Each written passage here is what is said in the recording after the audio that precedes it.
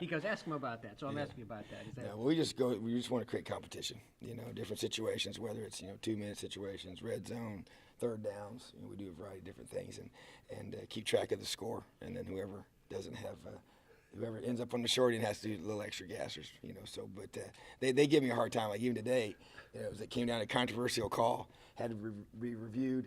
And the offense got the edge, and so then the defensive guys told me I was a traitor. who made the decision? Well, no, I did not. So I deferred to one of our recruiting guys, and he gave him the touchdown. So I said, hey, it wasn't my call, but it will be under further review until tomorrow. But no, we have some fun with that. And I love it. It's been back and forth.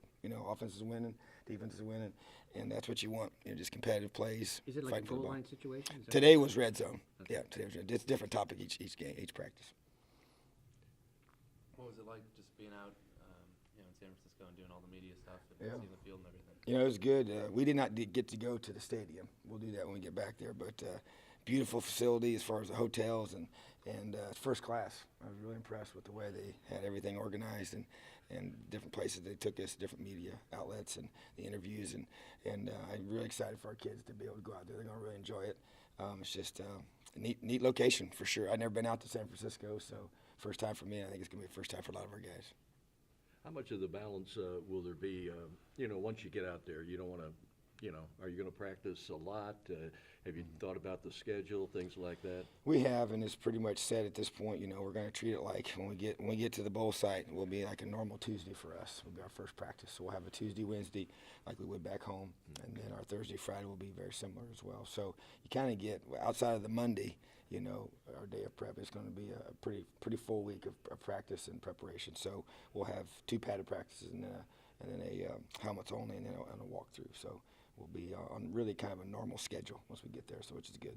This is a great time for the kids that, the second teamers, so to speak, the red shirts to get these extra reps. What's that mean, and what have you seen in that regard? Yeah, we really tried to work those guys in a lot.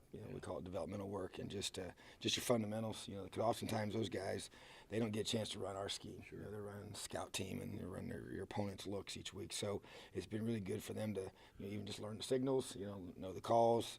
The fundamental piece though is still basics. We're just working on tackling and shedding blocks on defense and blocking and catching the football and just doing little things right on offense. And so it's just getting our guys that don't usually get that extra work, get that time in. So it's an extra month of practice, so it's like a whole extra spring ball for your guys. And so I know that that's a huge advantage for teams that play in the bowl games, and we're going to take full advantage of it.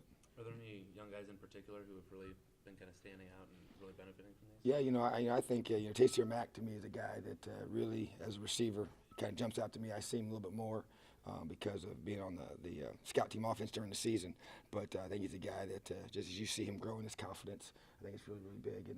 And I just think even like Jerome Johnson, the big defensive lineman for us, he's continued to progress, and we got him in there with against our ones and twos today, and just to see him come off the football, and he's really, really kind of figuring things out, as we like to say. So it's been good to see. the ability to get to game speed?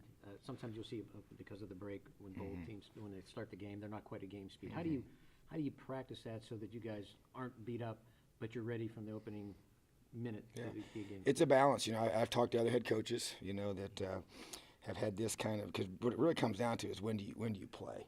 So you take your game day and that date, and you work backwards. And so talking to different coaches that have had this late of a bowl, and I've been in that situation as well, but not as a head coach. And so you just try to figure out a balance between making sure that you're sharp and you've had enough hitting, and that you're not also kind of too much to where you're kind of a little bit tired. You don't want to be tired going to the kickoff. So I think that the real challenge is you want to make sure you're being physical, and you want to keep that. If you let up and you're not physical enough, you won't be sharp and crisp. I do think you're going to have a little bit of rust that first few drives. I think it's kind of the natural bowl because of the time off. We're going to try and do a mock game, to finish up this week, before we get into our trip.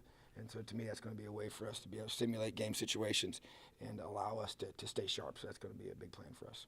What's the structure to that mock game? Is it kind of like a scrimmage? Or It is, in terms of it's not going to be full, live, that kind of regard, but it's going to be situations. We're going to kick the ball off and do a couple, just try and create as many situations as you can.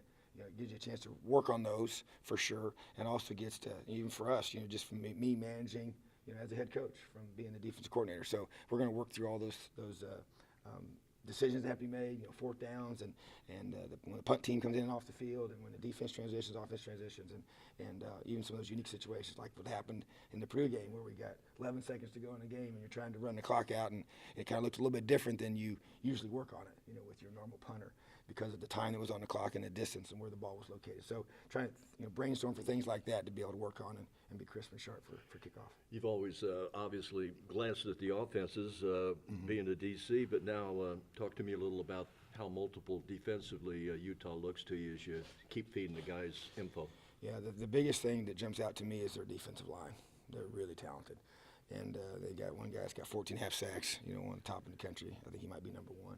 But you know, just the whole group is kind of rotate them in, you know, and because of that pressure that they apply and how good they are up front, they've got a lot of interceptions, you know, because of their safeties, and they're basically going to be, you know, I wouldn't say that they're complex in a lot of ways, but it kind of fits their style. You know, they're fundamental, extremely talented.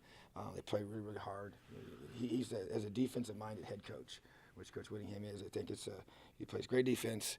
They're really, really good on special teams, and they have an offense that allows them to run the football and play action off the run. So it's a really good combination, I think, and that allows them to be in every game, and it allows them to be able to, you know, in their mind, play championship level football. And they were at one point in the season 7-1 and really in the mix to be, you know, conference champs and trying to get to the, you know, the playoffs. And so that was really where they positioned themselves. And so that's the kind of team you're playing, and a very high caliber football team. Anyone in our league that brings? Yeah, I mean, I think, you know, it's interesting. We talk about them being similar to Nebraska on offense. I think you could almost say the same thing defensively, you know, in the style that they play. And I just think that they're a very, very good football team. And so we see a lot of good defenses in our league. So I think our guys are going to, you know, be able to transfer that to what we've seen. But anytime you're good up front, I mean, that to me is a tribute to the way they've recruited and the way that they coach their guys. But it gives them a distinct advantage. From a recruiting standpoint, just how beneficial are these extra practices, bowl practices in particular, where you can, you know, if you're hosting prospective players, you can show them this? Yeah, it allowed us, you know, especially now it's gone dead now, so players can't come and watch. But when it was the contact period, which we just came through, you know, it was great to have them here, you know, because they come on these visits and they come for the weekend and be able to get these guys here, and it was so, you know, neat for them to see us in this kind of mode. Because before you come for spring ball, it's not quite the same. You know, and even just to have them comment, I brought them all together and say, hey, what did you think? What did you see? And so just their perspective on it and be able to kind of, you know, use that, you know, and just give them a chance to talk and see. And because they want to see, I want to be able to give them a snapshot. Hey, what's it going to be like to be a student athlete here? What's it going to be like to play football here? And be able to see us practice with their own eyes, I think is huge in our favor, because I think the way we practice is so high energy and so intense, and we were so physical, and that's the thing they noticed. Coach, what does it mean to have a first-team All-American and all that comes from that marketing of that? It does. You know, it's a tribute to the way we've developed our guys. You know, and I think that's with Coach Fry, the way he's done that, with the culture he's created on the offensive line, the expectation that's if you come here, you're going to have that opportunity. And just to look at a guy like that, it's you look at our history, and to have it, you know, back to back, I think it's going to happen with 4 people. You know, so pretty special. So I think that it's a great, you know, honor to him personally. It's a great honor for our program and to what has been established here. Obviously, you know, Coach Wilson's a huge part of that, and you know, Coach Fry for sure, and then the whole offense. You know, it's a team award, as we tell our guys, and I think you know, Dan would be the first one to tell you that. And then you got a couple guys recognized yesterday, you know, with Coy and Marcelino, you know, being able to be named Freshman All-American. You know, so it's really once again a tribute to recruiting and being able to, once they get here, show that freshmen will have opportunities if they take advantage of them. You know, you talk about Marcelino, and, you know, he was wired the first game down at Florida Atlantic. Talk about, you know, just how much he has improved and really what he's brought. Yeah, that's one thing, because every week when I would meet with the whoever was doing the game, you know, as far as the color commentary guys, they would always ask about him. You know, he kind of stuck out obviously on film, and you know, what made him different. And I said, well, you know, he showed up different. You know, I mean, when he walked on campus, he had a different look in his eye. You know, he had a maturity about him, even though he was young in his age. But you know, he came here to play.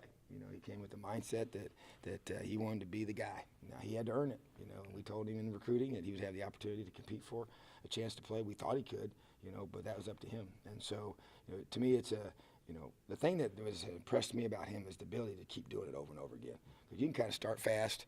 You know, everybody's excited, it's fresh, and you're not beat up, and the season, you know, is upon you early. But then as it wears on against our schedule, the quality of opponents we play in the Big Ten, how physical they are, for him to just keep bringing it week after week and really not dropping off, but actually getting better, I think is really, really impressive for him, and just a tribute to his focus. You know, now he's got the challenge of, you know, you got a little recognition. How do you handle success? You know, I talked about that today about him. I said, to whom much is given, much is required, and how he handles himself and the way he prepares.